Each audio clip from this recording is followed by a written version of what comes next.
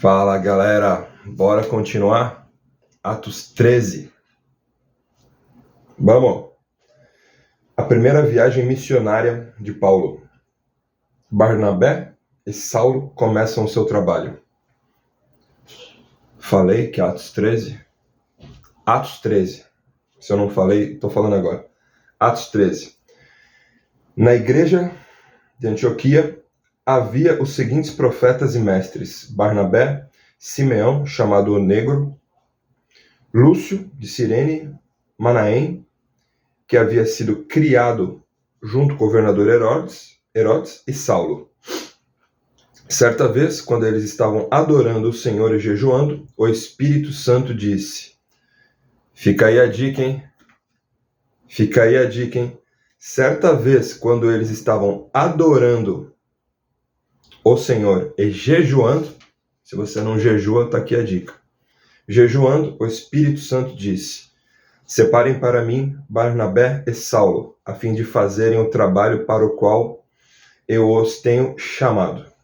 Então eles jejuaram e oraram e puseram as mãos sobre Barnabé e Saulo e os enviaram na sua missão. Em Chipre, Barnabé e Saulo, tendo sido enviados pelo Espírito Santo, foram até a cidade de Seleucia e dali embarcaram para a ilha de Chipre. Quando chegaram à cidade de Salamina, começaram a anunciar a palavra de Deus nas sinagogas, e eles tinham João Marcos para ajudá-los no trabalho missionário. Eles atravessaram toda a ilha, chegando até a cidade de Pafos. Ali encontraram um judeu que era mágico e falso profeta, chamado Bar-Jesus. Bar-Jesus. Ele era amigo de Sérgio Paulo, o governador da ilha, que era um homem muito inteligente. O governador mandou chamar Barnabé e Saulo, pois queria ouvir a palavra de Deus. Mas o mágico Elimas, este é o nome dele em grego, era contra os apóstolos. Elimas, né? Era contra os apóstolos. Ele não queria que o governador aceitasse a fé cristã. Então Saulo, também conhecido como Paulo, cheio do Espírito Santo, olhou firmemente para Elimas e disse: Filho do diabo, inimigo de tudo que é bom, homem mau e mentiroso, por que é que você não quer torcer... Por que é que você não para de torcer o verdadeiro ensinamento do Senhor? Por que você não para de torcer o verdadeiro ensinamento do Senhor? Agora escute, o Senhor vai castigá-lo, você ficará cego e não verá a luz do sol por algum tempo.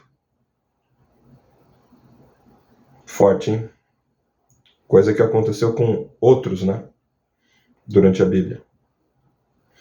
Vamos lá. No mesmo instante, Elimas sentiu uma nuvem escura cobrir os seus olhos e ele começou a se virar para todos os lados, procurando alguém que o guiasse pela mão. Quando o governador viu isso, creu e ficou muito admirado com os ensinamentos a respeito do Senhor Jesus. Em Antioquia da Pisídia, isso aí. Paulo e os seus companheiros navegaram da cidade de Pafos até Perge, uma cidade da província da Panfilha. Porém, João Marcos os deixou e voltou para Jerusalém. Eles continuaram a viagem, indo de Perge até a cidade de Antioquia, no distrito da Pisídia. No sábado, entraram na sinagoga e sentaram-se. Depois da leitura da lei de Moisés e dos livros dos profetas, os chefes da sinagoga mandaram dizer a eles: Irmãos, se vocês têm alguma palavra para animar o povo, podem falar agora. Então Paulo se levantou, fez um sinal com a mão, pedindo silêncio, e começou a dizer: Homens de Israel, e todos vocês não-judeus que temem a Deus, escutem. O Deus do povo de Israel escolheu os nossos antepassados quando moravam na terra do Egito, e fez deles um grande povo. Ele os tirou de lá e com grande poder, e no deserto aguentou aquela gente durante 40 anos. Ele destruiu 7 povos na terra de Canaã, e o povo de Israel se tornou dono das terras deles. Tudo isso levou uns 450 anos. 450 anos. Depois disso, Deus lhes deu juízes até o tempo de Samuel. Quando o povo pediu um rei, ele lhes deu Saul, filho de Quis, da tribo de Benjamim, para ser rei deles durante 40 anos. Depois que tirou Saul, Deus pôs Davi como rei e disse isso a respeito dele: encontrei em Davi, filho de Jessé, o tipo de pessoa que eu quero e que vai fazer tudo o que eu desejo. Um dos descendentes de Davi foi Jesus, a quem Deus pôs como Salvador de Israel, como havia prometido. Antes da vinda de Jesus, João Batista anunciou a sua mensagem a todo o povo de Israel, dizendo que eles deviam se arrepender e ser batizados. Mas quando João estava terminando a sua missão, disse ao povo: quem é que vocês pensam que eu sou?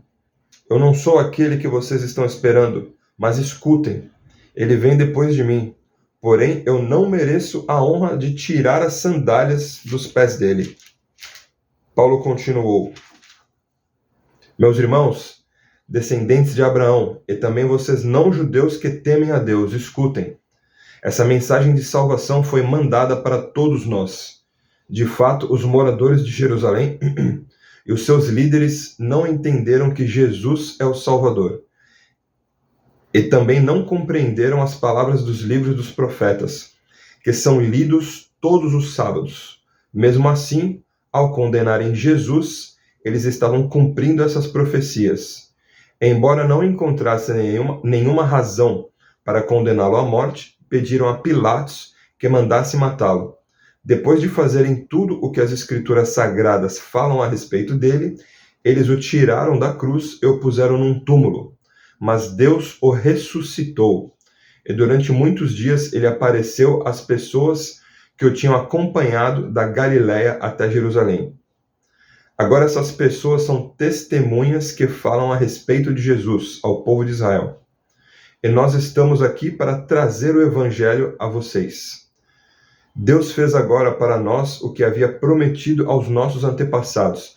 Ele ressuscitou Jesus, como está escrito no Salmo número 2. Deus fez agora o que havia prometido aos nossos antepassados. Ele ressuscitou Jesus, como estava escrito no Salmo número 2. Estou repetindo por quê, pessoal? Já falei isso, mas vou repetir, né? Lá no Velho Testamento tem várias menções ao Senhor Salvador Jesus. Não chamado já pelo nome Jesus, mas Senhor, Salvador. Muitas referências ali lá atrás eles falam, tipo, Deus e o Senhor, né? Menções ali que existem dois, né? E o Espírito Santo, né? Que está lá, está desde sempre, desde Gênesis, desde sempre.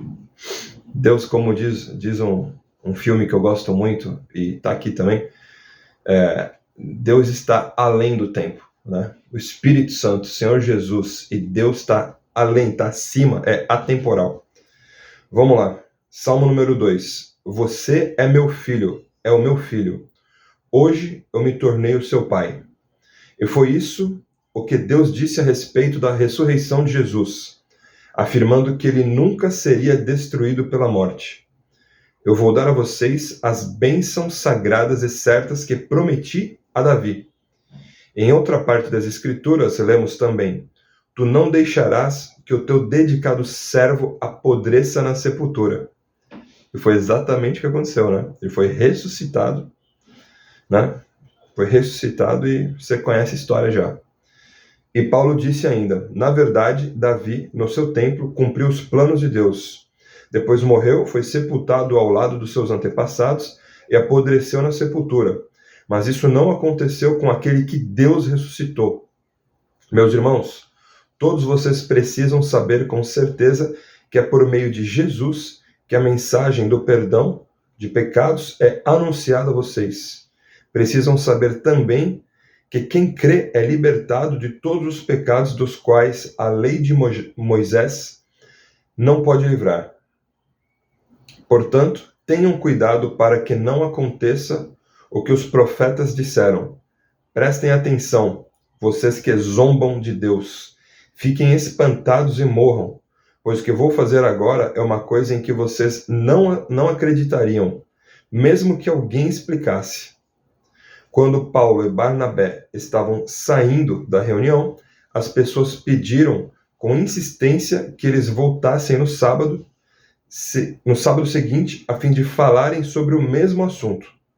Depois da reunião, muitos judeus e outras pessoas convertidas ao judaísmo acompanharam Paulo e Barnabé, que falavam com eles e animavam todos para que continuassem firmes na graça de Deus. No sábado seguinte, quase todos os moradores da cidade foram ouvir a palavra do Senhor. Todos os moradores da cidade, quase todos foram ouvir a palavra do Senhor. É muita gente. Pensa na proporção, é muita gente. Vamos lá. Quando os judeus viram aquela multidão, ficaram com muita inveja. Então começaram a dizer o contrário do que Paulo dizia e o insultaram. Porém, Paulo e Barnabé falaram com mais coragem ainda. Eles disseram: era necessário que a palavra de Deus fosse anunciada primeiro a vocês, que são judeus. Mas como vocês não querem aceitá-la e acham que não merecem receber a vida eterna, então agora nós vamos anunciar a palavra aos não-judeus. Pois esta é a ordem que o Senhor Deus deu a nós, o seu povo. Daí abre aspas aqui, pessoal. Eu coloquei você como luz para os outros povos, a fim de que você leve a salvação ao mundo inteiro. Quando os não-judeus ouviram isso, ficaram muito alegres e começaram a dizer que a palavra do Senhor era boa. E creram todos os que tinham sido escolhidos para ter a vida eterna.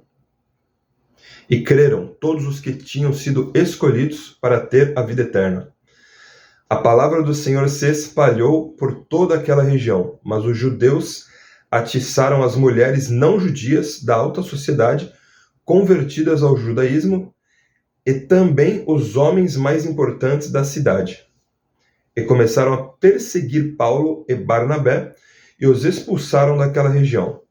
Então os apóstolos sacudiram a poeira das suas sandálias. Era um símbolo, um sinal daquela época, né? Sacudiram em sinal de protesto contra eles e foram para a cidade de Icônio. E os cristãos de Antioquia continuaram muito alegres e cheios do Espírito Santo. Pessoal, não vou me prolongar porque já passou de 10 minutos. Capítulo cumprido. Que Deus abençoe vocês. Bora para 14 agora. Atos 14, hein?